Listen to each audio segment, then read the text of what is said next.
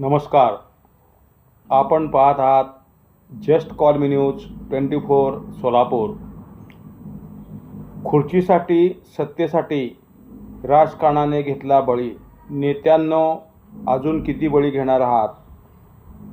सोलापुरात पुत्राच्या खुर्चीसाठी धृतराष्ट्र झाला आंधळा.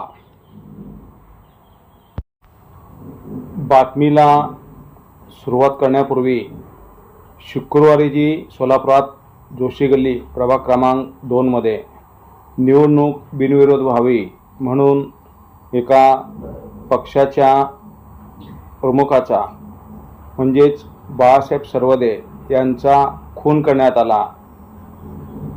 त्याबद्दल मी जाहीर निषेध व्यक्त करतो. तसेच त्यांच्या आत्म्यास शांती लाभो ही जस्ट कॉल मी न्यूज 24च्या वतीने भावपूर्ण श्रद्धांजली अर्पण करतो. 2019 पासून म्हणजेच गेली 5 वर्षापासून सोलापुरात महानगरपालिकेच्या निवडणुका झाल्याच नाहीत. जो कारभार नगरसेवकांच्या हाती असायचा तो कारभार प्रशासनाच्या ताब्यात होता. त्यामुळं बरेचसे कार्यकर्ते स्वतःला भावी नगरसेवक समजून कामाला लागले होते. कार्यक्रम घेणे, स्वतःचे पैसे खर्च करणे, अक्षरशः खर्च करून नाकेनऊ झाले होते. त्यांना असं वाटत होतं की कधी एकदा नगरसेवकाची सोलापूर महानगरपालिकेची निवडणूक जाहीर होते आणि आम्हाला दिलासा मिळतो आणि कधी आम्ही नगरसेवक होतो असं वाटत होतं. ह्यामध्ये बऱ्याचशा लोकांनी कष्ट घेतले होते. बऱ्याचशा कार्यकर्त्यांनी 5 ते 6 वर्षापासून प्रयत्न केला होता की आपल्याला एक ना एक दिवस संधी मिळेल, नेता आपलाच आहे. 5 ते 6 टर्म नेत्याला आपण लोकप्रतिनिधी केले, आमदार केले, खासदार केले असं बऱ्याच जणांना वाटत होतं. बऱ्याच जणांनी खूप प्रयत्न केले आणि महत्त्वाची गोष्ट म्हणजे नेत्याची हुजरीगिरी करणारे, लाल चाटणारे, मुजगिरी करणारे कार्यकर्ते, घरी भाजीपाला आणून देणारे घरगडी, त्याचबरोबर सगळ्यात महत्त्वाची गोष्ट म्हणजे नेत्याच्या पुढं करणारे. त्यांना असं वाटत होतं की आपला नेता आहे, लोकप्रतिनिधी आहे, आपल्याला तिकीट देईल म्हणून त्यांनी खूप कष्टा काढल्या होत्या, खूप प्रयत्न केले होते. आणि महत्त्वाची गोष्ट म्हणजे आजची जी तरुण पिढी आहे त्या तरुण पिढीने सुद्धा अंगामध्ये रक्त नाही, छातीच्या फासळ्या झाल्या आहेत. परंतु नगरसेवक व्हायचं म्हणून स्वतःचा वाढदिवस हातात न पेलणारी तलवार घेऊन रस्त्यावर केक कापला होता. अशी बरीचशी उदाहरणं आहेत. नंतर त्यांच्यावर गुन्हे दाखल झाले. परंतु महत्त्वाची गोष्ट म्हणजे त्यांची शरीराची जर अवस्था अशी की दारू पिऊन फुकलं तर उडून जाईल अशी शरीराची त्यांची अवस्था. परंतु महत्त्वाची गोष्ट म्हणजे स्वतःला भावी नगरसेवक समजत होते. आणि त्याचबरोबर सोलापुरामध्ये डान्स बार चालवणारे, मटका चालवणारे, पत्त्याचा जुगार अड्डा चालवणारे, त्यानंतरनं एक प्लॉट 5 ते 6 जणांना विकून अफरातफर करणारे डेव्हलपर्स, अजून दुसरी महत्त्वाची गोष्ट म्हणजे अवैध व्यवसाय करणारे, आणि महत्त्वाचे म्हणजे काही नेत्यांवर लिंगपेसाट असे आरोप झालेत. असे नेते गुडघ्याला बाशिंग बांधूनच बसले होते की कधी एकदा निवडणूक जाहीर होते, निवडणुकीची तारीख जाहीर होती आणि आम्ही निवडणुकीला उभे राहतोय.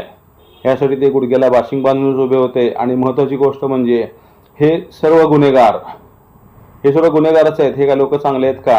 हे सर्व गुन्हेगार आपापल्या परीने नगरसेवकांसाठी कार्यक्रम घेणे, काहीतरी राबवणे, महिलांसाठी काहीतरी चिरीमिरी देणे, साड्यावाटप करणे असले कार्यक्रम घेऊन लोकांच्या मध्ये भावनिक आवाहन करत होते की जेणेकरून आपण जर उभारलो तर आपणच निवडून यावं, आपल्याला असं मतं मिळावं. त्यासाठी ह्या लोकांनी सुद्धा खूप प्रयत्न केला. वास्तविक पाहता हे गुन्हेगारच आहेत. परंतु हेच गुन्हेगार पुढं मोठे आले. मग ह्या गुन्हेगारांना कोण मोठं केलं? सगळ्यात महत्त्वाचा प्रश्न आहे. तर ह्या गुन्हेगारांना आमचे काही पत्रकार, मी सगळेच म्हणत नाही, काही चाय बिस्कुट पत्रकार, लाचाटणारे पत्रकार, ह्या पत्रकारांनीच ह्या गुन्हेगारांना मोठं केलं आणि भावी नगरसेवक केलं, भावी नेता केलं, भावी समाजकर्ता, जनतेचे कैवारी केलं, जनतेचे समाजसुधारक केलं. कुणी केलं तर आमच्या चाय बिस्कुट काही पत्रकारांनी केलं. त्यामुळे ह्यांचा माज आणि मस्ती वाढली. आणि म्हणूनच सगळ्यात महत्त्वाची गोष्ट म्हणजे उगीचच कुणालाही कारण नसताना आमच्या ह्या काही चाय बिस्कुट पत्रकारांनी मोठं केलं. आणि मोठं केल्यामुळे ते आता हवेतच उडू लागले. त्यांना असं वाटायला लागलं की आमचा नेता आमच्याबरोबर आहे, आम्ही काही केलं तरी चालतंय म्हणून ते हवेतच आहेत. अजूनही त्यांचं हवेतलं विमान खाली काय येईना, काही तर शुद्धीवरच नसतात. कोण कुठं असतं त्यांचं त्यांनाच माहीत आहे. त्यामुळं आजची जर परिस्थिती पाहिली तर परिस्थिती फार भयानक आहे. जेव्हा निवडणूक आयोगाने 15 जानेवारी ही तारीख नगरसेवकासाठी म्हणजे सोलापूरच्या महानगरपालिकेसाठी जाहीर केली। त्यावेळेस मात्र जबरदस्त रस्सीखेच सुरू झाली। प्रत्येक पक्षामधले निष्ठावंत कार्यकर्ते ज्यांनी तळमळीनं काम केले, काहींनी आपलं अर्धयुष्य घालवलेलं आहे, काही जीवाचं रान केलेलं आहे, काहींनी घरदार विकलेलं आहे, का तर आपण एक दिवस नगरसेवक हो, आमचा नेता आमच्या पाठीशी असं म्हणून नेत्यांवर भरोसा ठेवून ह्यांनी काम केलं होतं। परंतु नेत्यांनी ऐनवेळी टांग मारलेली आहे। नेत्यांनी काय केलं तर आपले जवळचे नातेवाईक, आपला मुलगा, आपली गर्लफ्रेंड, त्याचबरोबर आपल्याला माल देणारे, आपल्याला गाल देणारी अशा अनेकांना पैसे घेऊन तिकीट वाटले आणि निष्ठावंतांचा पत्ता कट केला। त्यामुळे साहजिकच निष्ठावंतांच्या डोळ्यात अश्रू आले। काही जण रडत होते, काही जण आत्महत्या करायला अशी धमकी देत होते, काही जण आत्महत्या करायच्या प्रयत्नात पण होते। म्हणजे अशा घटना घडल्या की आज निष्ठावंत हा निष्ठावंत राहिलेला नाही। याला कारणीभूत कोण आहे तर आमचे जबाबदार नेतेच आहेत। ह्या नेत्यांनी त्यांना फूस लावले की आम्ही तुम्हाला तिकीट देतो, तुम्ही आमच्या मागं फिरा, म्हणून हे कार्यकर्ते जीवाचं रान करून रात्रभर घरदार सोडून ह्यांच्या घरी हुजरीगिरी मुजरीगिरी करत होते। आणि शेवटी ह्याच नेत्यांनी टांग मारल्यामुळं कार्यकर्ते खूप नाराज झालेत। कार्यकर्ते नेत्याला वाटेल तसं बोलू लागलेत। जे कार्यकर्ते नेत्याच्या समोर न शब्दसुद्धा काढणारे कार्यकर्ते नेत्याला वाटेल तसल्या भाषेमध्ये बोलू लागलेत। याला जबाबदार कोण आहे तर हे नेतेच आहेत। कारण का तर ह्या नेत्यांनीच त्यांना सवय लागलेली आहे। आणि महत्त्वाची गोष्ट म्हणजे नेत्यांनी सुद्धा असं वागायला नको होतं। कुणाला आश्वासन देणं आणि कुणाला नादी लावणं हे सगळ्यात फार मोठा गंभीर गुन्हा आहे। नेत्यांनी निष्ठावंत कार्यकर्त्यांना नादी लावलं, तुम्हाला आम्ही तिकीट देतो, आणि ऐनवेळी सगळ्यांचं तिकीट कापलं, नाही त्यालाच तिकीट दिलेलं आहे। ज्यांची लायकी नाही त्यांना तिकीट दिले, मग हे तिकीट कशावर दिलं? पैसे घेऊनच दिलं ना। आणि त्यामुळं ज्यावेळेस माघार घ्यायची वेळ आली त्यावेळेस दबाव टाकण्यात आला बऱ्याच जणांवर, तिकीट मागं घ्या। आणि महत्त्वाची गोष्ट म्हणजे त्यामुळे निष्ठावंत कार्यकर्त्यांमध्ये प्रचंड नाराजी, आणि ही नाराजी जी आहे फक्त एका पक्षामध्ये नाही तर सगळ्याच पक्षामध्ये झालेली आहे। काँग्रेसमध्ये, भाजपमध्ये, शिवसेनेमध्ये, राष्ट्रवादी पक्षामध्ये, प्रत्येक पक्षामध्ये तिकीट न मिळाल्यामुळे निष्ठावंत कार्यकर्ते नाराज झालेले आहेत आणि बंडखोरी करण्याच्या पवित्रात आहेत। आता ते कुणाच्या बापाला सुद्धा कार्यकर्ते ऐकायला तयार नाही आहेत। आणि सगळ्यात जास्त बंडखोरी ती भाजपमध्ये झालेली आहे। स्वतःला स्वच्छ प्रतिमा, निष्ठावंत आणि महत्त्वाची गोष्ट म्हणजे स्वच्छ शिस्तप्रिय असलेला पक्षसुद्धा आज बेशिस्त होताना दिसत आहे। मग यामध्ये रडारडी झाली, काही जणांना तिकीट न मिळाल्यामुळे चक्कर आली, काही जण भोळून पडले, काही माता भगिनी ओक्साबोक्शी रडू लागल्या, काही जणांनी आपलं सर्वस्व पणाला लावलं होतं पक्षासाठी, ते सुद्धा रडू लागले, काही जण आत्महत्या करायला तयार होते। म्हणजे एवढी त्यांची कार्यकर्त्याची मानसिकता बिघडली होती। कारण का तर त्यांना असं वाटलं की आपलं आता तिकीट कापलं म्हणजे आपलं आता सर्व काही संपलं, ही भावना निर्माण झाली। आणि ह्यामध्ये महत्त्वाची गोष्ट म्हणजे नंतर पक्षाने काय केलं की नाही दिला तिकीटं बेफामपणे वाटली, पैसे घेतले, पैशाचा व्यवहार केला। आणि महत्त्वाची गोष्ट म्हणजे ह्याच नेत्यांवर, ह्यांच्याच निष्ठावंत कार्यकर्त्यांनी बरेचसे आरोप केले की आमच्या नेत्यांनी पैसे खाल्ले, नेत्याला घाणघाण नाही तसल्या वाटेल तसल्या भाषेत शिव्या पण दिल्या, तुम्ही विचारू नये आणि आम्ही सांगू नये अशा घाणघाण शिव्या दिल्या। आणि महत्त्वाची गोष्ट म्हणजे यातच शुक्रवारी एक दुर्दैवी घटना घडली। कारण का तर प्रभाग क्रमांक 2 जोशी गल्ली म्हणजे रविवार पेठ या ठिकाणी हा जो वार्ड आहे प्रभाग क्रमांक 2, ह्या वार्डामध्ये आमदार विजयकुमार देशमुख यांचे पुत्र डॉक्टर किरण देशमुख इथले नगरसेवक आहेत माजी। मग महत्त्वाची गोष्ट म्हणजे पक्ष आणि पक्षशिस्त म्हणून ह्यांनी परतनं काय केलं की शालन शिंदे म्हणून जे आहेत भाजपचे उमेदवार त्यांना तिकीट दिलं आणि ह्यांना माघार घ्यायला लावली। आणि ह्यामध्येच जाब विचारा गेला असता त्यांना आपली निवडणूक कशी बिनविरोध होतीये, आपला पक्ष कसा एकनिष्ठ होतोय त्यासाठी दबावतंत्र सुरू झाले। आणि बाळासाहेब सरवदे यासारख्या मनसेचे जे कार्यकर्ते होते, धडाडीचे कार्यकर्ते होते, एक चांगला युवक, एक चांगला तरुण, याची शुक्रवारी संध्याकाळी निर्गुण हत्या करण्यात आली। आणि त्यामुळे त्या हत्या करण्यामुळं माता भगिनी तर रडल्यास, त्याचबरोबर जी छोटी मुलं आहेत, चिमुकली मुलं आहेत, त्यांच्या डोक्यावरचं छत्र हरपलं, घरावरचा एक आधारवड कोसळला, अशी परिस्थिती निर्माण झाली।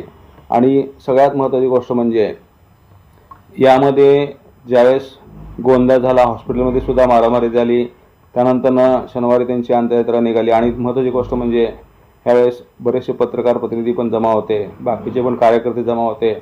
सोलापुरामध्ये एक दहशत माजली, हाहाकार उडाला, सर्वत्र चर्चेला उदान, सगळ्या लोकांच्या मध्ये भीतीचे वातावरण आणि थैमान सुरू झाले। वास्तविक पाहता प्रभाग क्रमांक 2 क मध्ये बाळासाहेब सरवदे यांच्या वहिनी रेखा दादासाहेब सरवदे या पण भाजपकडून इच्छुक होत्या, परंतु बाळासाहेब सरवदे यांचे प्रतिस्पर्धी शालन शिंदे यांना भाजपकडून AB फॉर्म देण्यात आला आणि रेखा दादासाहेब सरवदे यांची समजूत काढण्यात आली होती. प्रकरण सगळं मिटलं होतं, परंतु नंतर निवडणूक बिनविरोध कशी होते यासाठी खूप प्रयत्न करण्यात आला. मग ह्यामध्ये मनसेचे जे आहेत अध्यक्ष प्रशांत इंगळे यांनी माध्यमासमोर बोलताना असं सांगितलं की ही जी घटना घडली, एखाद्या माणसाचा जीव गेला, याला पूर्णपणे जबाबदार इथले माजी नगरसेवक किरण देशमुख, त्यानंतर आमदार विजयकुमार देशमुख आणि बाकीचे काही कार्यकर्ते, काही नेते आहेत, यांनी प्रचंड प्रमाणावर आमच्यावर दबाव आणला असं त्याने माध्यमांशी बोलताना सांगितलं. त्यामुळं संशयाची पाल अधिकच चुकचुकत आहे आणि सर्वत्र आता असा संभ्रम निर्माण झाला आहे की भाजप हा फक्त स्वच्छ प्रतिमेचा पक्ष नसून गुन्हेगारांचा पक्ष ठरला आहे, हत्या करणाऱ्यांचा पक्ष ठरला आहे. कशासाठी आणि का? तुम्ही जर एखाद्याचा जर जीव घेत असेल तर असल्या निवडणुका कशासाठी? काय नको निवडणुका? रक्ताच्या थरात पडलेला मृतदेह पाहून अनेकांनी टाह फोडला, माता भगिनींनी सुद्धा टाह फोडला, अनेकांचे अश्रू अनावर झाले. त्याचबरोबर मनसेचे जे शहराध्यक्ष आहेत प्रशांत इंगळे यांनी या घटनेला संपूर्ण जबाबदार डॉक्टर किरण देशमुख, आमदार विजयकुमार देशमुख यांनी स्वतःची जबाबदारी समजून आपल्या पदाचा राजीनामा द्यावा अशी त्यांनी माध्यमांसमोर मागणी केली होती. सगळ्यात महत्त्वाची गोष्ट म्हणजे जर अशा घटना होत असतील तर असल्या निवडणुका, असलं राजकारण गेलं चुलीत. तुम्ही जर स्वतःच्या स्वार्थासाठी, बिनविरोध करण्यासाठी जर असले घाणेरडे धंदे करत असाल तर मग तो पक्ष काय कामाचा, तो नेता काय कामाचा? तुमच्या पक्षाला आणि नेत्याला जर असे जर एकमेकाचे जीव जात असतील तर वरून खालून काय चाटायचं आहे का, अशी संतप्त भावना सर्व मतदारांमधून येत आहे. त्यानंतर सोलापूरचे पोलीस आयुक्त राजकुमार यांनी काल पत्रकार परिषद घेतली.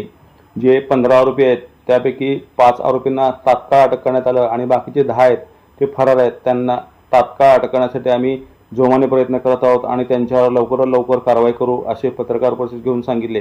त्याचबरोबर सोलापूरच्या नेत्या खासदार प्रणितीताई शिंदे यांनी सुद्धा भाजपवर निशाणा साधला. जर अशी घटना होत असेल तर निवडणुका न घेतलेल्याच बऱ्या. आणि महत्त्वाची गोष्ट म्हणजे आम्ही सुद्धा जस्ट कॉल मी न्यूज 24च्या वतीने माननीय मुख्यमंत्री तथा गृहमंत्री देवेंद्रजी फडणवीस साहेब यांना पत्र पाठवले आहे की जर अशा निवडणुका होत असतील तर अशा निवडणुका आम्हाला नको आहेत. आणि महत्त्वाची गोष्ट म्हणजे जो दुर्दैवी हल्ला झाला त्यामध्ये एखादा जीव गेला, त्या जे आरोपी आहेत, जे दोषी आहेत, त्यांच्यावर तात्काळ कारवाई व्हावी. ते कुठल्याही पक्षाचे असो, कुठलेही असो, ते त्यांच्यावर तात्काळ कारवाई व्हावी आणि जो खून झालेला आहे त्यांच्या कुटुंबाला न्याय मिळायला हवा. आणि दुसरी महत्त्वाची गोष्ट म्हणजे ह्या खुनामुळं सगळीकडे भीतीचं वातावरण पसरलेलं आहे, सगळीकडे दहशत पसरलेली आहे. जर निवडणुका सुरळीत पार पाडायच्या असतील, भयमुक्त निवडणुका होण्यासाठी आपण तात्काळ जे उमेदवार आहेत आता उभारलेले त्यामध्ये सुद्धा काही बरेचसे गुन्हेगार आहेत. पुन्हा असा कुठलाच गुन्हा होऊ नये किंवा एखाद्याचा जीव जाऊ नये म्हणून अशा गुन्हेगारांवर तात्काळ कारवाई करावी, अशा गुन्हेगारांना तात्काळ अटक करावी की जेणेकरून 15 तारखेला जे मतदान होणार आहे त्या मतदानामध्ये कुठलाही गोंधळ न होता शांतपणे, सुरक्षितपणे आणि भयमुक्त अशा निवडणुका होतील आणि मतदान पण चांगले होईल. अन्यथा मतदानावर खूप परिणाम होईल. अशा आशयाचे पत्र आम्ही मुख्यमंत्री श्री देवेंद्रजी फडणवीस साहेब यांना पाठवलेलं आहे.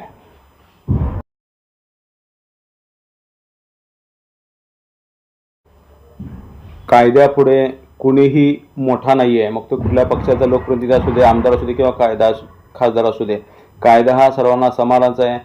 ह्या दोषींवर कारवाई होईल.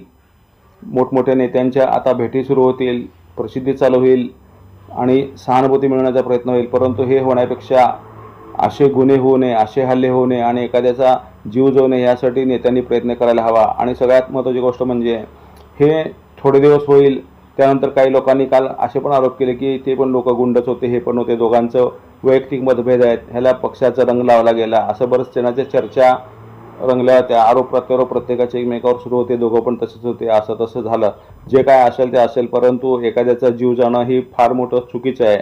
आणि महत्त्वाची गोष्ट म्हणजे सर्व काही येऊ शकतं, निवडणुका पुन्हा उभं शकतात, पुन्हा आपण तिकीट मिळू शकतो, पुन्हा निवडणुका येतील, परंतु जर एखाद्याचा जर जीव गेला तर त्याला जबाबदार कोण? दोषींवर कारवाई होईल, त्यांना काही दिवस सजा लागेल, त्यानंतर देवाणघेवाण होईल, आपापसात केलं जाईल आणि महत्त्वाची गोष्ट म्हणजे एका कुठल्या तरी बड्या नेत्याच्या सम्राटाच्या चुटकीसरशी सर्व काही सरळ होईल. म्हणजे 2 दिवस ओरड होईल, पेपरमधून खरड होईल, सम्राटाच्या एका चुटकीसरशी सर्व काही सरळ होईल, अशाची परिस्थिती निर्माण झाली आहे. याला कोण जबाबदार? तुम्ही आम्ही सर्वजणच जबाबदार आहोत. कारण का तर मतदार हा राजा आहे. मतदाराने सुद्धा याचा विचार करणं गरजेचं आहे की आपण कुणाला मतदान करतोय. आणि महत्त्वाचं म्हणजे ह्या नेत्यांचा खेळ झाला, पण त्यामध्ये एकाचा जीव गेला, त्या जीवाचं काय? हा प्रश्न सर्वसामान्य जनतेला आणि मतदारांना, सर्व सोलापूरकरांना भेडसावत आहे. जेव्हा ही दुर्दैवी घटना घडली त्याच्याच आदल्या दिवशी म्हणजे 31 तारखेला सोलापूर शहराच्या भाजपच्या शहराध्यक्षा रोहिणीताई तळवकर यांनी प्रत्येक वेळी हेच बोलून दाखवलं की ज्यांनी माघार घेणार नाही त्याच्यावर पक्ष शिस्तभंगाची मी कारवाई करणार. सारखं तेच बोलत होते. पण त्याच वेळेस मी त्यांना पण म्हणलं होतं की ताई, तुम्ही म्हणता ते बरोबर आहे, पक्ष शिस्तभंगाची कारवाई बरोबर आहे, परंतु जर तुमच्या अशा बोलण्यामुळं, तुमच्या अशा वागण्यामुळं तुम्ही नाही त्याला तिकीट दिले आणि अशा ह्याच्यामुळे जर एखाद्याचा जर जीव गेला, बरेचसे लोक आत्महत्या करायला गेलेत, आणि जर चुकून जर एखाद्याचा जर जीव गेला तर कोण जबाबदार? हे त्यांना मी आदल्या दिवशीच बोललो होतो. फेसबुकला पण माझी कमेंट्स आहे. जर त्या जीव गेला तर मग तुमच्या नेत्याला, तुमच्या पक्षाला काय चाटायचं आहे का? अशी सुद्धा मी भावना, संतप्त भावना सोलापूरकरांच्या वतीने, मतदारांच्या वतीने व्यक्त केली होती. परंतु त्यांनी जाणून बुजून त्याकडे दुर्लक्ष केलं. आणि महत्त्वाची गोष्ट म्हणजे अशी दुर्दैवी घटना घडली. आणि ही घटना घडल्यानंतर सुद्धा कालसुद्धा तीच भाषा वापरतात की मी पक्ष शिस्तभंगाची बंडखोरावर कारवाई करणार. मग त्यावेळेस असा प्रश्न पडतो की ही बाई डोक्यावर पडली आहे का? प्रकरण काय चाललंय? काय तुम्ही बोलताय? काय तुम्हाला कुणी शिक्षक केलं त्याला पहिल्यांदा जोड्यानं हाणलं पाहिजे, असा माझा सवाल आहे. कारण का तर पूर्वी कसं असायचं की शिक्षक आणि विद्यार्थी यांचं नातं खूप जिव्हाळ्याचं नातं असायचं. कारण का तर आईवडिलांनंतर मुलांना घडवण्याचं काम शिक्षिका करत असतात, गुरु करत असतात. परंतु अलीकडं फार मोठी तफावत जाणवत आहे. जर वर्गामध्येच शिक्षिका जर लिपस्टिक लावून छम्मक छल्लोसारखं जर येत असेल तर आजची तरुण पोरंसुद्धा त्यांच्यावर लाईन मारल्याशिवाय राहणारच नाहीत. कारण का तर शिक्षकांनी आणि शिक्षिकांनी सुद्धा आपलं वर्तन सभ्य ठेवलं पाहिजे. तुम्ही जर असं बेताल वक्तव्य जर करत असेल, काहीतरी जर बिनबुडाचं बोलत असेल तर सहजच म्हणतं की घटना घडली, काय तुम्ही बोलताय? काय पक्ष शिस्तभंगाची कारवाई? तुमचा पक्ष गेला चुलीत, असलेलं राजकारण गेलं तुमचं चुलीत. आम्हाला तुमच्या निवडणुका नको, तुमचा पक्ष नको, तुमचं चिन्ह नको, तुम्हीच निवडणुकीला उभा राहा, तुम्हीच आमदार व्हा, खासदार व्हा, सर्व काय व्हा, अशी संतप्त भावना सोलापूरच्या जागृत मतदारांमधून येत आहे. कारण का जर एखाद्याचा जीव जात असेल तर आम्हाला कुठल्या पक्षाशी देणं घेणं नाही आहे. म्हणजे अलीकडं शिक्षकांची जी भरती झालेली आहे, कामाची माहिती नाही, नुसतं पगार वाढ करा असं चालू आहे. कारण का तर जेव्हा रोहिणीताईंची शहराध्यक्ष म्हणून जेव्हा निवड झाली होती त्यावेळेस मी त्यांची फोटो टाकून फेसबुकला त्यांचं अभिनंदन केलं होतं. त्यानंतर त्यांना मेसेज केला होता, त्यांना फोन पण केला होता, पण त्यांनी फोन उचलला नाही. पण एका शहाण्या बाईलासुद्धा कळतं की 8 दिवसानं 10 दिवसानं सुद्धा आपण रिप्लाय द्यावं की धन्यवाद, आभारी आहे. एखादा माणूस तुम्हाला शुभेच्छा देतो, तुमचं अभिनंदन करतो, म्हणजे तुम्ही सुद्धा प्रतिसाद द्यायला पाहिजे. तुम्ही काहीच करत नाही म्हणजे तुम्ही काय 1.5 शहाण्या झाल्यात का? तुम्हाला एवढं काय आहे तुमच्याकडं? शहर अध्यक्ष आहेत, ह्याच्यावर तुम्ही विरोधी पक्षनेता होता, महापालिकेमध्ये काय दिवे लावलेत सगळ्याला माहिती आहे, काय सांगायची गरज नाही जास्त. आणि महत्त्वाची गोष्ट म्हणजे इथं खून झालेला आहे, एखाद्याचा जीव गेलेला आहे, आणि तुम्ही सरळ सरळ म्हणता की जे कोणी पक्षाची शिस्त पाळणार नाही आम्ही त्यांच्यावर कारवाई करू. मग नक्कीच लोकसुद्धा म्हणतील की ही बाई डोक्यावर पडली आहे का? ह्या बाईला डोक्याचा भाग आहे का नाही? शिक्षिका कुणी केलं? साहजिकच आहे, समाज माध्यमातून प्रश्न उपस्थित होणारच आहे. आणि मी सुद्धा सर्व सोलापूरकरांच्या वतीने प्रश्न विचारतो की तुम्हाला काय डोक्याचा भाग आहे का नाही का? तुम्ही का अर्धवट शाण्यासारखे असं वागता? महत्त्वाची गोष्ट म्हणजे प्रत्येक शिक्षकाने सुद्धा आपल्या लेवलमध्ये लायकीमध्ये राहायचं असतं. आम्ही सुद्धा 28 वर्षे क्लासेस घेतले, पण आमची शिस्त कधी मोडू दिली नाही आहे किंवा कोणी बोट करावं आमच्यावर असं कधी आम्ही वागलेलो नाही आहे, मूर्खासारखं तुमच्यासारखं. त्यामुळं तुम्ही सुद्धा लक्षात ठेवा, तुम्ही शहराच्या शहराध्यक्ष झाला म्हणजे काय पंतप्रधान झाल्या नाहीत काही बेताल वक्तव्य करायला. लोकांचा इथे जीव चालला आहे, लोकांच्या जीवापेक्षा तुम्हाला पक्ष महत्त्वाचा आहे का हे यातून दिसून येत आहे. आणि हे मी म्हणत नाही, तर सर्व मतदारसुद्धा म्हणत आहे, सर्व मतदारांमध्ये चर्चा आहे. यात अनेक निष्ठावंतांचे तिकीट कापले गेले. त्यामध्ये बरेच जण आत्महत्या करायला निघाले होते आणि दुर्दैवाने ही घटना घडली आणि एखाद्या जीवाचा बळी गेला. आणि हे राजकीय नेते तर हात झटकण्यामध्ये पटायतच आहेत. यामध्ये हे जे नेते आहेत, पक्षाचे आमदार वगैरे आहेत, सर्व काही हात झटकून मोकळे होतील. परंतु गेलेल्या जीवाचे काय, म्हणजे महत्त्वाची गोष्ट म्हणजे ह्या नेत्याला पुत्रप्रेम एवढं कशासाठी, पुत्रप्रेमासाठी हे धृतराष्ट्र आंधळे कशासाठी झालेत हेच कळत नाही, असा सवाल सर्व सोलापुरातील जनता विचारत आहे. कारण का तर तुमचं राजकारण होईल. महत्त्वाची गोष्ट म्हणजे दोषींवर नक्कीच कारवाई होईल, यात शंका नाही आहे. परंतु वेळ निघून गेल्यावर त्याचा काय उपयोग आहे. कारण का तर इथे विचार असतो तो फक्त जिवंत माणसाचा. मेलेला तो मरणास मुकतो, चार घासास मुकतो. मग सगळ्यात महत्त्वाची गोष्ट म्हणजे अशा रक्तपिपासू नेत्यांना तरुणांनी नाही तर सर्व सोलापूरकरांनी त्यांची जागा त्यांना दाखवलीच पाहिजे. एवढं जरी मतदारांना कळालं तरी आजचा व्हिडिओ केल्याचं सार्थ ठरलं असं मी म्हणेन.